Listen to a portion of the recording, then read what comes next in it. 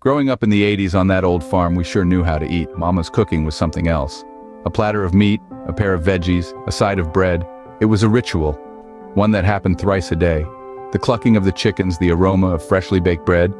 It was all part of a symphony that played out in our kitchen. The kitchen was the heart of our home, and food, well, it was the lifeblood. Farm life was simple but tough. The sun would rise, and so would we, ready to tend to the fields, the animals, the chores. Breakfast was hearty, lunch was substantial, and dinner was a feast. Mama used to say, hard work needs good food, and by good she meant plentiful and rich. The food was wholesome, made with love, and served with care.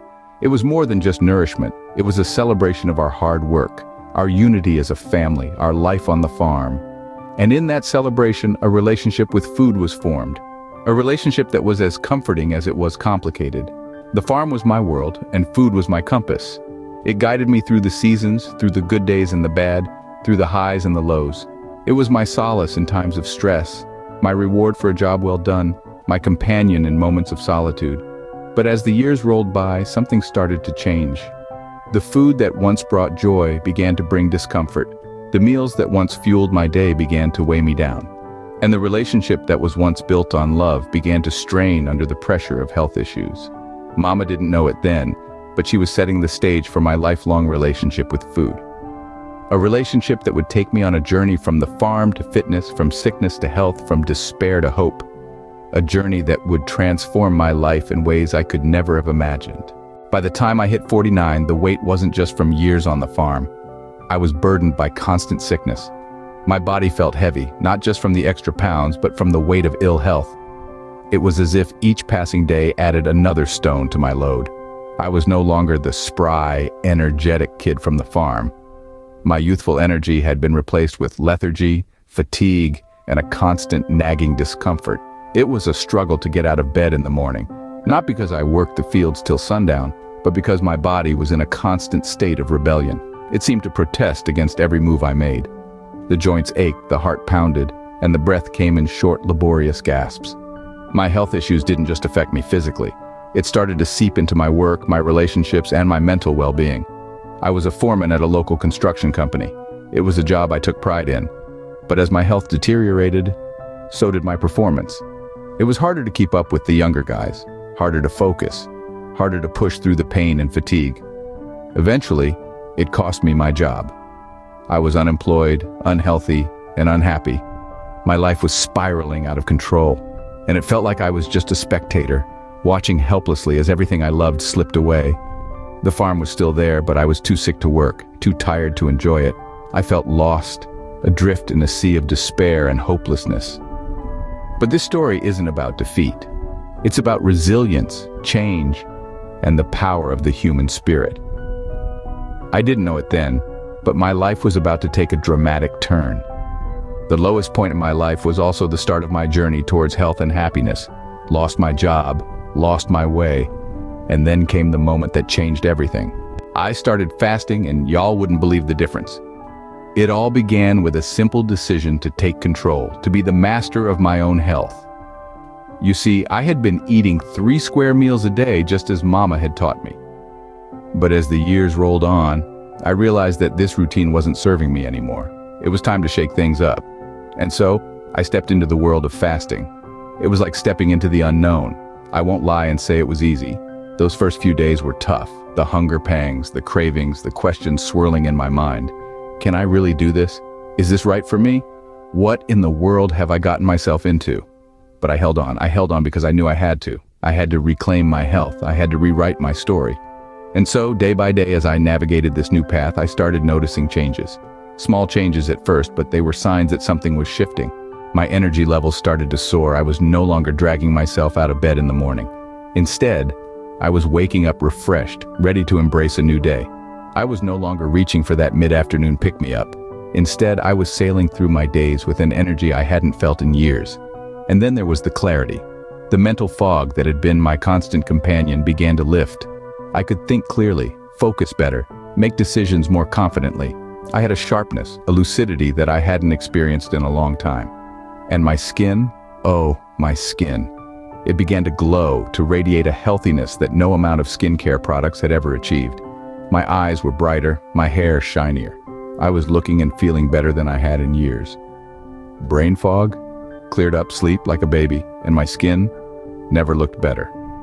The transformation was beginning. I was beginning to see the power of fasting, the power of taking control of my health, and this was just the beginning. But the most astonishing, my mental health, my depression, anxiety, it was like a fog lifting. These words still echo in my mind as if it was yesterday when I experienced this profound transformation. It was as though a veil had been removed from my eyes, revealing a world vibrant with color and life. You see, when I started this journey, I was expecting changes in my physical health. I thought I'd lose a few pounds, maybe feel a bit more energetic. But what I hadn't anticipated was the impact on my mental well-being, the clarity of thought, the emotional stability, the joy. It was all unexpected, yet so very welcome. Depression had been my companion for a long time. It was a darkness that followed me everywhere, casting long shadows over my every moment. But as I delved deeper into fasting, I noticed a shift. I felt lighter, brighter, and more alive than I had in years. Anxiety, too, was a constant in my life. It was like a ceaseless hum in the background, never quite letting me be at peace. But with fasting, the hum quieted. Moments of stillness became more frequent, and I found myself more present, more at ease. There was a newfound sense of control I felt over my life and my health. I was no longer a victim of my circumstances, but an active participant in shaping my wellness journey. This feeling of empowerment was transformative, not just for my mental health, but for my overall outlook on life. The beauty of this journey was not just in the destination, but in the process. Each step I took, each hurdle I overcame, taught me more about myself and my capabilities. I learned to trust myself, to appreciate my body, and to understand the profound connection between what I consume and how I feel, physically and mentally. Seasonal blues? Not anymore. The winter's early sunsets used to get me down. Now, fasting's got my spirit up. It's not just about the food we eat, but the patterns we form, the habits we cultivate. For me, fasting was more than a diet. It was a lifestyle, a choice for health and happiness. And that choice made all the difference. Life's full of lessons, and mine, well, it's taught me that sometimes the answers are closer than we think. Looking back, it's clear to see that my journey was never just about losing weight. It was about gaining insight, clarity, and a newfound respect for the power of food. I learned that the food I grew up with, while comforting and delicious, was not nourishing my body in the way it needed. But it's never too late to change. I've discovered that our bodies are remarkable machines, capable of healing and thriving when given the right fuel. And for me, that fuel came in the form of fasting.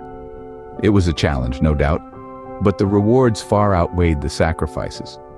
I found myself feeling lighter, not just in body, but in spirit. My mind was clearer, my energy higher, and my mood brighter.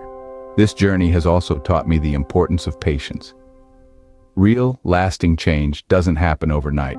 It's a gradual process filled with ups and downs, victories and setbacks, but it's in these moments of struggle that we truly grow.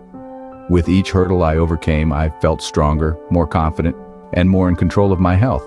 In this new chapter of my life, I've also found a sense of peace and balance. My relationship with food is no longer one of guilt or deprivation, but of respect and mindfulness. I've learned to listen to my body, to nourish it with wholesome, nutrient-rich foods, and to appreciate the simple act of eating. But perhaps the most rewarding part of this journey has been the opportunity to inspire others. I've been able to share my story, my struggles, and my triumphs with people from all walks of life. And in doing so, I've realized that we're all on our own unique path to health. We each have our own challenges to overcome, our own lessons to learn. But together, we can support and inspire one another to live our healthiest, happiest lives. So here I am, standing at the crossroads of 50, healthier and happier than I've ever been. It's been a long road, filled with obstacles and detours, but I wouldn't change a thing.